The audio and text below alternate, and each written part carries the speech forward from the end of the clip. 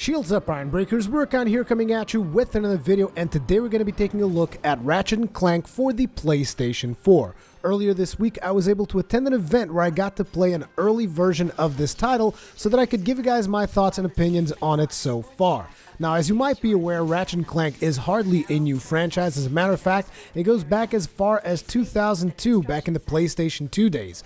That was when the first Ratchet and Clank title was released. So you might be wondering, why is this one just called Ratchet and Clank? Why does it not have a number or a subtitle, something along those lines? And the reasoning is this is a reimagining of the franchise designed to be released alongside the upcoming Ratchet and Clank movie, which is coming out later this year. So that's kind of one of the reasons why they're doing it. They're coming out with a movie, coming out with a game. It's kind of cool that way, I feel. But yeah, what is this particular Ratchet and Clank about? How does it play? And in order to answer that question, we have to first look at what is the kind of genre that this game is going for. Because maybe some of you guys aren't aware of what Ratchet and Clank is all about. And let me just go ahead and try to explain it to you in my own words. Because something that I've realized as I was getting ready to work on this video is that it is not necessarily easy to describe Ratchet and Clank. Now, most people would just go ahead and call it a platformer, but I kind of feel that that's a bit of a reductive description for this particular game, at least in my personal opinion. But this is, in its essence, a platformer, but it also has a lot of really creative weapons that you can use, thus giving it a couple of shooter elements, so to speak. It also has some melee action to it, and it has a lot of mini-game type deals like hoverboard racing and spaceship dogfighting. So I would call it more than a platformer. I mean, it's basically a Ratchet and Clank game. That's the best way that I can describe the thing. It's personally, it's not easy for me to describe it, but you guys will be watching gameplay in the background, which should showcase a lot of different scenarios that you will encounter as you play through Ratchet and Clank, so that you guys can get an idea of what the gameplay feels like. So, starting things off, the first thing that I wanted to bring up is the visual fidelity of this particular game. Now, you guys know that I'm not much for graphics. I mean, sure, I like a visually good-looking game, but to me, something that matters a lot more is animations. And in this case, I kind of feel like you're getting both, because something that I definitely appreciate about Ratchet and Clank is the vibrant colors that you have throughout the game, as well as the diversity of both scenarios and enemies, which kind of goes alongside the whole visual aspect as well as the art style and all that kind of stuff. I mean, if you've seen a Ratchet and Clank game, this is going to look pretty familiar to you, I kind of feel like, but at the same time, it is much higher resolution. The animations seem a lot more fluid, at least from what I remember from previous Ratchet and Clank games, and the game just looks like a huge visual upgrade as far as I can tell from footage that I've seen from previous Ratchet and Clank games once again. And again, I just want to bring your attention one more time to the animations though, because I feel the animations really do it for Ratchet and Clank here. And you guys know that I'm a sucker for good animations, so yeah, there you go. Also, if you guys happen to be listening to some background noise, like my upstairs neighbor is going through some construction or something, and I've been trying to record this video for a while, so sorry about that, but yeah, hopefully the microphone isn't picking any of that up. Anyway, continuing onwards, as I was saying, awesome visuals, awesome animation, but something that did surprise me is the fact that it only runs on 30 FPS, and this, I believe, is going to be the same thing for the final version. I would be a lot happier if maybe there was, you know, a little bit less detail and a little harder on the frame rate, but at the same time, it could be, how should I put it? I could be a subset of the target audience, whereas the target audience might prefer the higher visual fidelity instead of the increased frame rate. It's just, you know, it's one of those things. Some people will prefer it one way, other people will prefer it the other. However, I have to tell you, it is 30 frames, but it is 30 solid frames. I did not see a single occasion of frame dipping as I played through the game. It was super solid, super smooth, and once again, animations, visuals just look really good. Something else that really called to my attention as I was playing through this early demo was the voice acting. The voice acting was also looking really solid. I really appreciated it. I don't know who the voice actors are for this title. Maybe there's some big names on there, maybe not. But regardless of that, what I can tell you is voice acting looks really good. Beyond that, there was also a lot of cinematic cutscenes. I mean, Not a lot as in huge, long cinematic cutscenes, but there were a couple of cinematic cutscenes that I thought also looked really good, with increased visual detail, facial expressions, all that good stuff looks really solid, which I'm not sure if this is the same studio I'm not sure if the guys from Insomniac are also working directly with the movie or not, but if they are, that's a really good sign for the movie, because the movie's probably going to look pretty great. Or at least that's my opinion from what I've seen so far. So the other thing that instantly comes to my attention after the visuals, animations, all that kinds of good stuff is the creative weapons, which hopefully you guys have been watching those as we've been going through this gameplay footage.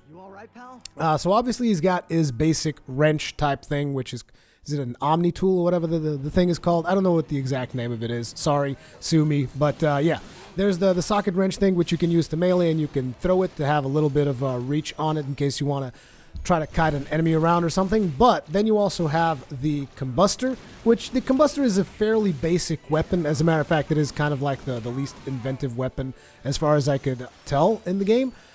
But once you go past the combustor, which is just your typical pew-pew weapon, you have like something that summons a disco ball and makes enemies dance. You have something which throws a grenade that pulses and kills anything in an AoE radius.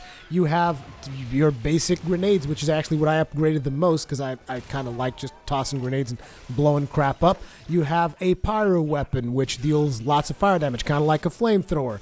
You have the pixelizer, which is kind of like a shotgun weapon, but when you hit enemies with it, they become like all pixelated and stuff. And what was the other one? I saw in this particular B-roll a weapon that I didn't get to use, which seemed like it threw seeking shurikens or something. So yeah, there's a lot of diversity when it comes to the weapons, and chaining these weapons together also sometimes allow for potential combinations. So say, for instance, one that I've noticed during the demo is that you could throw the disco ball on top of a group of enemies, which will make them dance and like be stunned for a while, and then you can throw the grenade that pulses outwards repeatedly, and that is a pretty beast of a combo because it will take out any enemies in a given area. So that is just one of the combos that I noticed. And then beyond the fact that these weapons look really good and are creative and do all these different things, each of these weapons also has a deep upgrade system, which you can really get down to the nitty-gritty of it and just like say, okay, I want this particular weapon to have more ammo, I want it to do more damage, increase the area of effect, and this is just like a long tech tree that each of these weapons has, which you will be able to invest points into. As you guys noticed, as you play through the game, you will acquire these crystals as well as nuts and bolts, and these crystals are used to upgrade weapons, whereas the nuts and bolts are used to actually buy the weapons at different vendors as you go through the game. So this deep upgrade system also works in tandem with you actually using the weapon, because you need to level up each of these weapons in order to unlock further customization options for that weapon. Like I said, the increased radius of effect and whatnot. And then as you go down those tech trees for each of those weapons, like if you do a circle around certain areas, you'll gain specific benefits for that weapon, which supposedly will change kind of how the weapon works. Although I didn't really get to test too much of that out in the demo because of obviously limited time and just a limited amount of levels and whatnot. When it comes to collectibles, because I believe that was also a thing in previous games, the collectibles now are in the form of cards and card decks that you can acquire by like exploring more than just say game tells you to achieve objective A, but along the way you see that there are multiple branching paths and stuff like that, so the levels work have like a maze-like structure to them. So you might want to consider exploring as much as you can throughout these levels, because you will gain bonuses and stuff like that for doing exploration type stuff, and that is naturally going to get you some of those cards and decks and stuff. And when you complete a deck of cards, you will gain even more in-game benefits, I believe. Stuff like you do 5% more damage, or a certain weapon fires faster, that kind of thing. So that's another thing that you have to look forward to. Now, I'm looking through my notes here. I believe I've already mentioned the diversity of environments and enemies, even in the short amount of levels we've had. Like, we've seen levels like the futuristic city where you are actually flying a spaceship and shooting stuff and picking people up and throwing them against an enemy warship and stuff like that. You also have another scenario which is like in a high-tech city at night and stuff. Like, I think it's a factory of some kind, like a manufacturing facility, and you're going through there, so it's like super high-tech and all that stuff. Then you also have scenarios which is just like, very green, very lush, almost foresty-like, but there's like a city in there. So there are a big diversity of environments, and in each of those environments you will encounter different enemies. I also believe that there's different factions in the game, and they might attack each other if they encounter each other in the middle of a level, but I might just be confusing that with someone else. Anyway, like I've already mentioned, in terms of the, I've already kind of given you guys a description of what the gameplay was like. I just want to reinforce that the game plays just fine, so it's not like the controls didn't feel awkward at all. As a matter of fact, they were very intuitive. I believe I've played like a platformer not so long ago. I'm not sure if it was a Ratchet and Clank. It might have been a Ratchet and Clank on the PlayStation 3, but you know the thing where you have a hook, because he's got like this hook that he can throw to grab onto stuff. I don't think you could like jump and then do the hook. You had to like do the hook in a very precise location in order to get the effect. And on this one, you can jump all over the place, do the hook in the middle of a jump, do the hook after a double jump. So that kind of level of polish, I feel, is important for a platformer-like game, that you can just like jump and do all kinds of things in different ways, and you're not limited to, okay, you have to use the hook in this specific location so that you can get to the next part. Instead, you're just like jumping and flowing through the game. It feels very, it flows well, is what I'm getting at. I'm sorry if I'm being a little confusing here, but it flows well. It meshes well. The platforming of it is what I'm trying to get at. Then there was also, I talked about a hoverboard racing minigame that you have. I mean, that was one of the minigames that we've played during the demo, and I thought that was kind of cool. I don't believe that I have any B-roll footage of that, so unfortunately I can't show you, but there is something like that, and it seems that the way it works is as you play through the game, you will unlock different levels as you go through each of the game's levels, right? And some of these levels will, after you're done with the level, you'll be able to participate in a hoverboard race, which will net you different rewards like currency, upgrades, and stuff like that. And I thought that was kind of cool to kind of add some diversity so that you're not always just doing the same old platforming gameplay type of stuff, you know?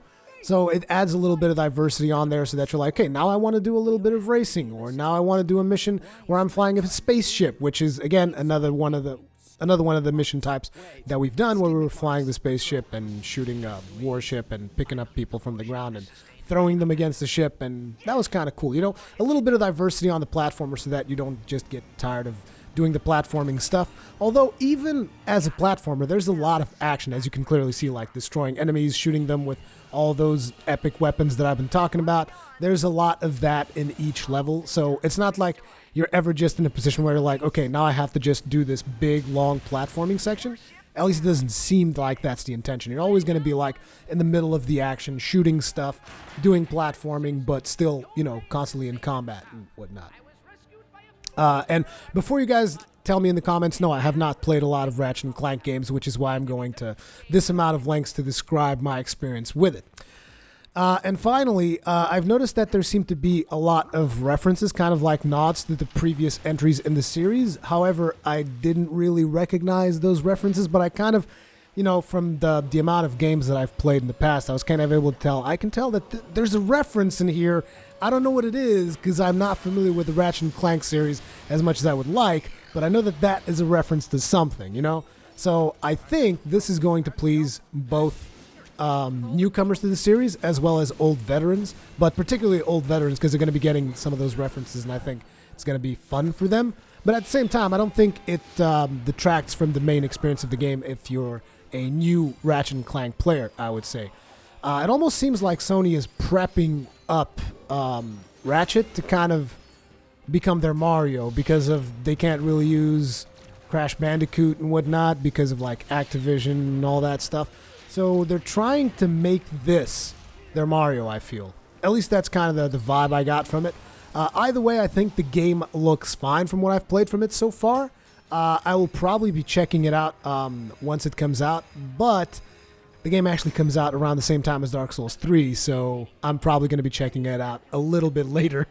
But yeah, hope you guys enjoyed the video. Leave me all your comments, feedback, all the kinds of good stuff in the comment section below. Thank you very much for watching, and let me know, how do you guys feel about Ratchet and Clank, about the footage you guys have seen, and about what I've described you guys of the game. Let me know in the comment section. Thank you for watching, and I'll see you in the next one.